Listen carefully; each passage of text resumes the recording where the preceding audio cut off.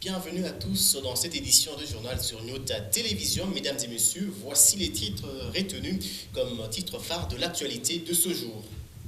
Sur différentes avenues de Lubumbashi, des barricades sont placées depuis ce jeudi 29 octobre 2020.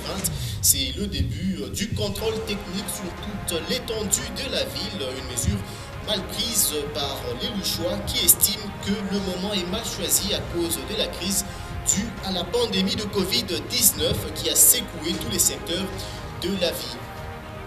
À suivre toujours dans ce journal, 13 maisons ont été cambriolées au quartier Golf Kabula Meshi dans la nuit du mercredi 28 au jeudi 29 octobre 2020 dans une même parcelle. Armés comme en temps de guerre, les assaillants ont terrorisé les habitants d'une parcelle située sur l'avenue du Parc. Ces malfrats non autrement identifiés ont emporté une grosse somme d'argent et des biens de valeur. La liste des victimes d'insécurité s'allonge une fois de plus dans la ville de Lubumbashi. Ce journal s'ouvre par la présidence de la République démocratique du Congo.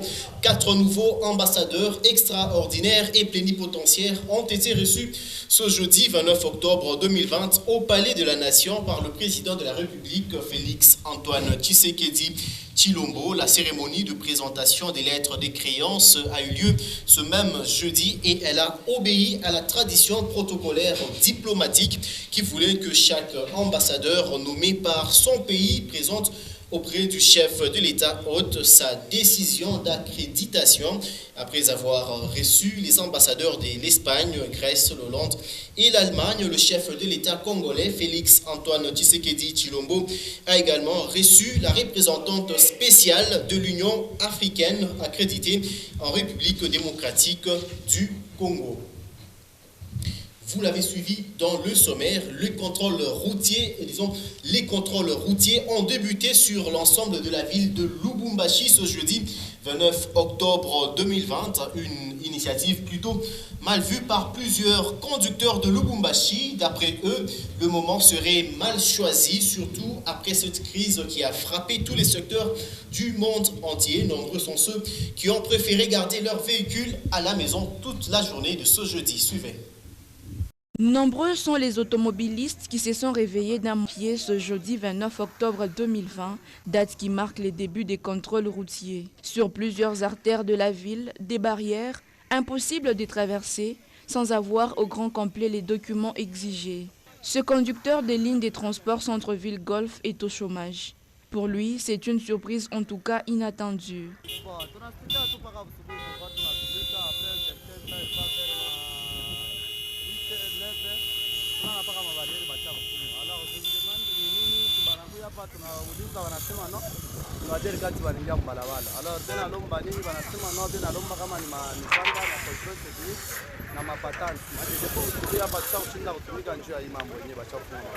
À lui d'ajouter que les moments est mal choisi car le monde traverse une période de crise, y compris la rentrée scolaire des enfants. Aucune personne ne pourra facilement réunir tous les documents.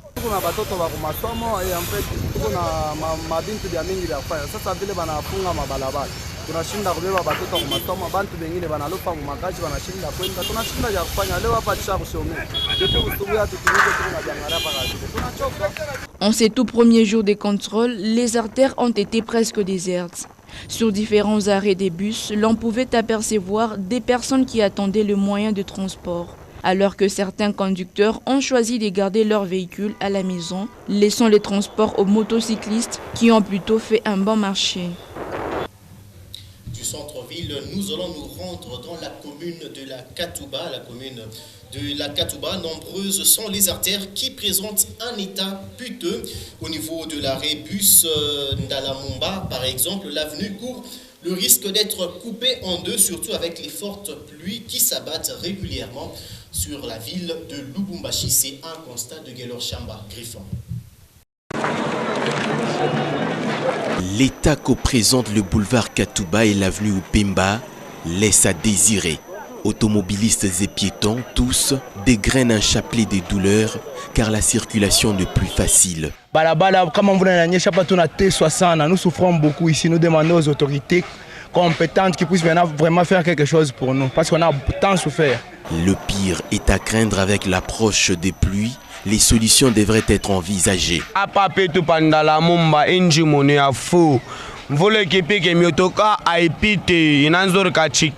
Dans l'entretemps, certains se battent pour dévier le risque d'accident, d'autres empruntent la même voie. Le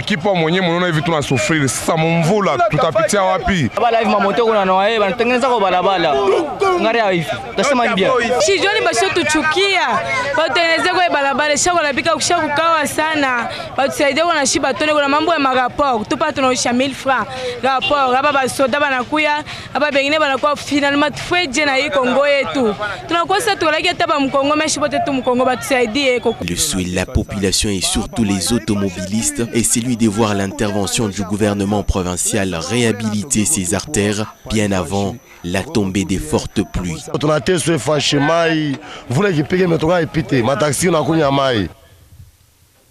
Alors avec Gaylor Chamba Griffon, nous allons rester dans cette même commune, la commune Katouba, communément appelée Grand Pays. La population qui réside sur l'avenue Mouero de la commune Katouba vit dans des sérieuses difficultés dues au débordement des eaux d'un canal qui se jette dans la rivière Lubumbashi. Avec les premières pluies, les dégâts sont déjà énumérés et l'inquiétude gagne de plus en plus du terrain.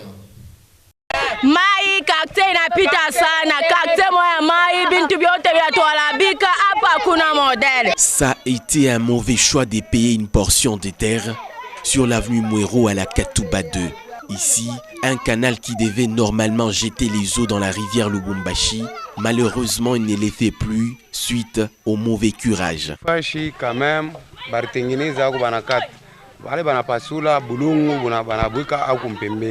Alors mai kama kuna yala inatoka huko inafaa retour inarudia tena mumanyumba. Alors tunangara plus vite que possible, il faut chez pasule mbele hapa et te permettre mai ipite ko jo tupomojike ou sinon hakuna moyen. Juste avec le première pluie qui se sont abattues, des maisons ont été inondées. Ainsi, l'inquiétude n'épargne personne, encore personne. Quartier yetu mai inapita. Atulala njuu ya mai. Depuis baripasula hii mutoni baneshi hapa. Mais kule kwetu kule mai kunafaa maretour, mai netungiria munyumba siku ya kwanza. Siku ya kwanza tu mai netungiria munyumba. Bako batuangaririe ko na shie. Batuangarie ko na shie. Tutakimbia hii manyumba itabakia vide. Tuko ni munjemena ngambo amani kashenjemena. Mutusaidie kwa mambo hii mutoni. Tunateswa baba, tunateswa. Kama mvula napika, mai kunatambuka ti na tuingira mu manyumba na batoto. Kama ni bushiku tuko nangaika tutenda wapi? Le regard reste tourné aux autorités concernées d'intervenir dans un plus bref délai. C'est les souhaits de la population. Balete kwata manje bapasure mamitoni ba burgomestre na yebe ko bantu batengeneze materashe sensibilisation tu ya nguvu mutona mambo yote itakuwa bien.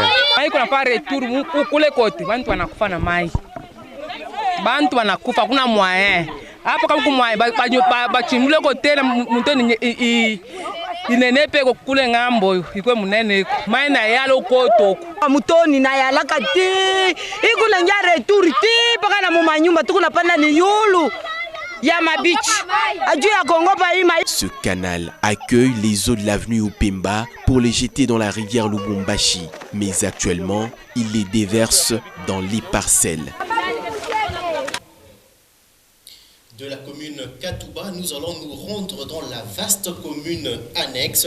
L'insécurité fait toujours des victimes à Lubumbashi, comme vous le savez.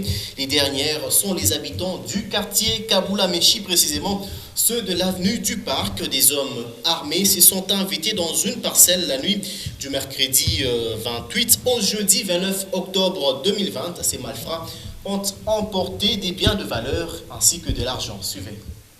Au total, 13 maisons de cette parcelle étaient victimes de cambriolage la nuit du mercredi 28 au jeudi 29 octobre 2020. À en croire les propos des victimes, les assaillants étaient armés et leur nombre estimé à plus de 15.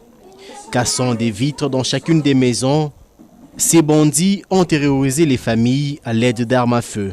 Leur butin estimé à plus de 800 000 francs et des biens de valeur emportés.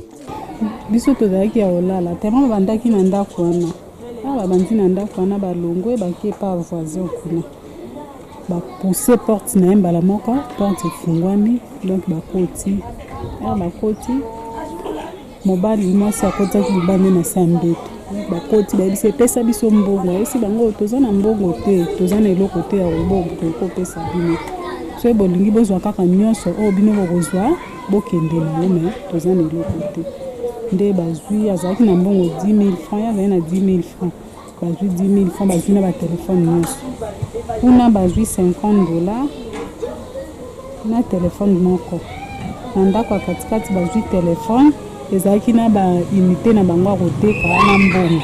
Traumatisés, les résidents de cette parcelle n'ont pas su appeler les secours à temps. Ce n'est qu'après le départ des brigands qu'ils ont informé les services de l'ordre. Balata la tenue civile, moko alataki tenue ya basoda na mosusu bazalaki na tenue civile. Mosusu azali na tenue ya basoda ba mosusu batelemaki na balabala. Donc baolanda mouvement. Batema na balabala bazolanda mouvement, moko azalaki na tenue basimba ya munduki nde bakotaki 3 personnes. Mais bamosusu bazali na bakilote balati ba tenue civile. À Lubumbashi, l'insécurité prend des tournures inquiétantes depuis plusieurs mois déjà. Et à Kabula-Menchi, les habitants déplorent le silence des forces de l'ordre, censées pourtant les protéger. C'était là les images de notre confrère Léonard Zimba. Nous allons changer à présent de chapitre. On va quitter l'insécurité pour parler de tout à fait autre chose. Ça sera la santé, sensibiliser le maximum de personnes sur les accidents vasculaires cérébraux. C'est l'objectif principal de la journée mondiale des AVC célébrée le 29 octobre de chaque année. Les personnes âgées, tout comme les jeunes, sont tous concernés par cette maladie. Cette journée vise également à inciter tout le monde à se rendre aux urgences en cas d'apparition de premiers symptômes. C'est ce que nous dit. Suivez. La paralysie ou engourdissement brutaux d'un côté du corps, la diminution très brutale de la vision d'un œil sont parmi les signes préliminaires de l'accident vasculaire cérébral. L'AVC, célébré chaque 29 octobre de l'année, avec objectif principal de sensibiliser le maximum des personnes à cette grande cause de santé publique, tout en les incitant à s'y rendre aux urgences en cas d'apparition des premiers symptômes. En Afrique subsaharienne, les accidents vasculaires cérébraux représentent la 3e cause de mortalité et la première cause d'incapacité motrice, rapport des centres neurologiques. Les données actuelles indiquent à l'échelle mondiale l'incidence des AVC est stable, mais serait en augmentation dans les pays sous-développés, surtout en Afrique subsaharienne, de 12% environ. Signalons tout de même que les accidents vasculaires cérébraux touchent essentiellement les adultes. Les enfants ne sont surtout pas épargnés, les risques s'accroissent avec l'âge. La prévention de l'AVC chez l'adulte jeune passe par le dépistage des facteurs des risques. Le dépistage de l'hypertension artérielle doit être précoce. Les pays en voie de développement devraient également se doter de moyens de transport médicaux, utiles dans toutes les pathologies et surtout celles des urgences neurovasculaires. Vous avez compris, c'était là le commentaire de Merveille Congolo. Nous allons parler sport avant de suite avec ce journal. Le tout-puissant Mazembe Anglebert a pris la 3e place du classement partiel de la Ligue nationale de football après avoir battu l'actuel leader Maniema Union ce jeudi 29 octobre 2020, 3 buts à 1 et le score final de cette rencontre. Les Corbeaux totalisent ainsi 9 points. Jantis Moutombo pour les détails. Trésor Poutou peut bien se ronger les ongles, de moins en moins utilisé en ce début de saison, image iconique d'une rencontre qui va vite tourner à l'avantage des Corbeaux sur un but 100% maison. Rabi Mayombo pour un autre écolier, spécial Joël Béa qui coupe la trajectoire. Maniema Union touché alors que les hommes de Daoula Lupembe semblaient maîtriser les choses. De Joël Béa, une fois encore, qui se signale, il est toujours au bon endroit, au bon moment pour effectivement envoyer ce genre des ballons au fond du... Le TP Mazembe va de nouveau faire étalage de sa classe biberon. Mamba Mentality au passage, c'est peut-être plus que ça. Passeur sur le 4e but de la saison de Béa. Rabi Mayombo va nous gratifier d'une ogive de frappe qui va dévaster le but de Jackson Moulonanga. Et justement, il a fait passeur décisif et déjà buteur dans ce début de match. Mayombo, Etienne Rabi, peut-être une politique qui est en train de... Les Katombis Babies vont continuer à charbonner dans ce match où tout leur réussit à la patte. Sur une nouvelle ouverture, Ushindi avant l'heure de jeu s'en va mettre le TP Mazembe complètement à l'abri d'une surprise désagréable. Ainsi tétanisé, un leader au classement partiel éprouvant. Ushindi du plat du pied, c'est Chris Kisongala qui a fait la passe. Et ça fait 3 pour le tout-puissant Mazembe Anglebert. Turnover au rendez-vous, Soudi, Trésor, Lebo, monte. Le TP Mazembe dans la foulée va se faire avoir. Réduction anecdotique de Maniema Union en fin de match. Baosso, le TT sauve l'honneur et le TP encaisse de nouveau. Les Corbeaux auront pris au moins un but lors de leurs 3 derniers matchs en championnat. Le score qui a l'opportunité là de... C'est avec cette victoire des Corbeaux du tout-puissant Mazembe Anglebert que nous allons mettre un terme à cette édition d'informations sur Nyota Télévision. Mais les informations continuent sur www.nyota.net. Mesdames et messieurs, de partout où vous nous avez suivis, nous vous disons sincèrement merci d'avoir choisi votre chaîne pour vous informer. Retrouvez Lumière Moussaou dans la prochaine édition.